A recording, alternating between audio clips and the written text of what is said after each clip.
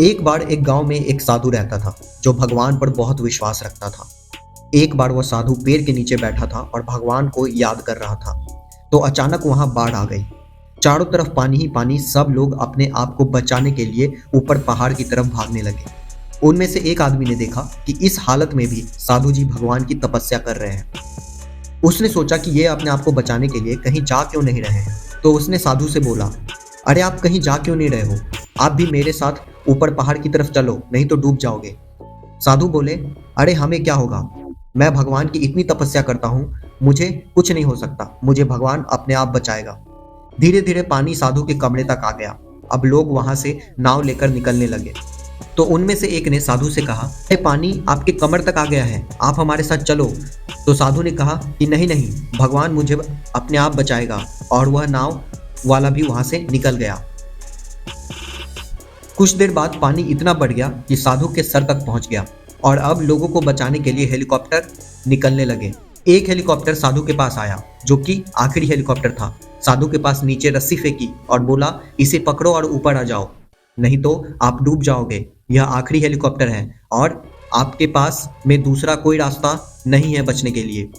साधु ने कहा, यह रस्सी वापस ऊपर खींच लो और आप चले जाओ, मुझे भगवान के ऊपर पूरा भरोसा है, वह मुझे बचा लेगा।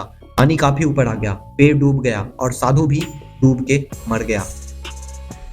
मरने के बाद साधु भगवान के पास गया और बोला, हे भगवान, मैंने पूरी जिंदगी आपकी तपस्या की, मेरा सारा जीवन आपकी आराधना करने में लगा दिया, फिर भी इतने भरोसे के साथ इंतजार किया कि तुम मुझे बचाने आओगे, लेकिन वहां मेरी डूबकर मौत हो गई और तुम नहीं आए, ऐसा क्यों? भगवान बोले, मूर्ख इंसान, एक नहीं 3 बार आया था। वो तीनों बार मैं ही तो था, पहला पैदल, दूसरा नाव के द्वारा और तीसरा हेलीकॉप्टर के द्वारा, लेकिन तुमने मेरा एक भी अवसर पहचाना नहीं। दोस्तों, इस तरह से जिंदगी में हमें ऊपर वाला बहुत से मौके देता रहता है, लेकिन हम सब उस मौके को ठुकरा कर पता नहीं किस चीज का इंतजार कर रहे होते हैं कि वो होगा तभी मैं करूंगा। और इस बात पर अड़े रहने से एक वक्त के बाद वो मौका हाथ से निकल जाता है और हम कुछ नहीं कर पाते हैं।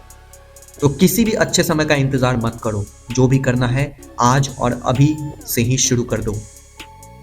दोस्तों, ऐसा ही एक मौका है आपके पास और वो है इजी कार्ड बूस्टर।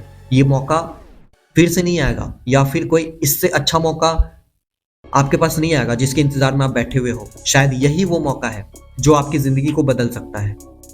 शायद यही वो मौका है जो भगवान ने आपके लिए भेजा है, आपकी जिंदगी को बदलने के लिए। तो इंतजार मत करो और डूब जाओ इस इजी कार्ड बूस्टर की बाढ़ में और अपनी जिंदगी को बदल लो। तो हम मिलते हैं अगली किसी ऑडियो में, तब तक अपना ध्यान रखें। जय हिंद, जय इजी कार्ड।